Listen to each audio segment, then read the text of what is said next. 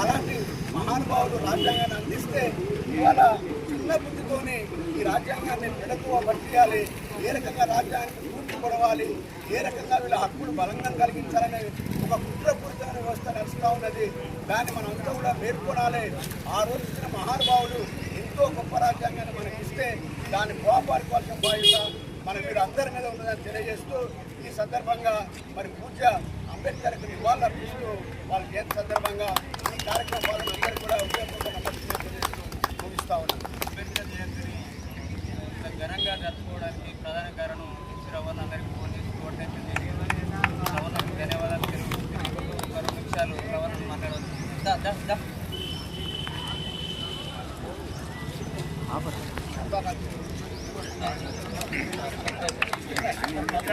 మాట్లాడే ఈరోజు అంబేద్కర్ జయంతి సందర్భంగా మన అందరం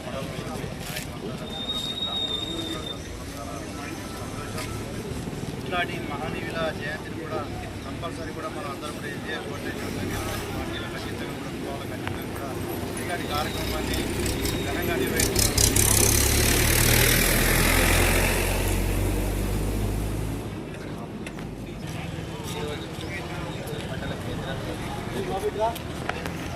అంబేద్కర్ జయంతి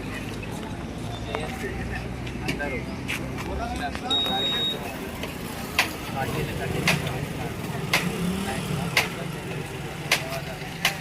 ఇప్పుడే కాకుండా చేయాలి.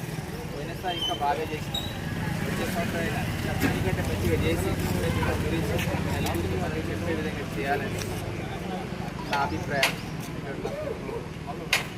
అంబేద్కర్ జయంతి వర్ధంతులు అంటే దండాలు పెట్టుడే కాదు, మంచిగా చేయాలి మనం అని ప్రతిసారి కలిసినప్పుడల్లా చెప్పే మహేందర్ అన్న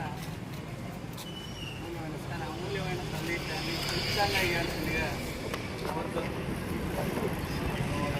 అంబేద్కర్ జయంతి కార్యక్రమానికి కలిసి వచ్చిన సోదరులందరికీ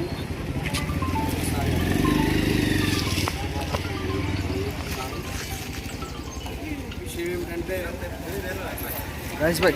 జయంతి వర్ధంతి బాబు జగ్జీవన్ రావు, మహాత్మా జ్యోతిబా పూలే ఈ మహనీయులు జన్మించిన ఈ మాసంలో ఇది ఒక ప్రత్యేక కార్యాచరణతో ముందుకు సాగాలనేది ఒక ఆలోచన. మరి ఇంతమంది జయంతి కార్యక్రమానికి కలిసి వచ్చిన మీ అందరికీ కూడా ప్రత్యేకమైన ధన్యవాదాలు తెలుపుతున్నాం. ఇట్లా కాకుండా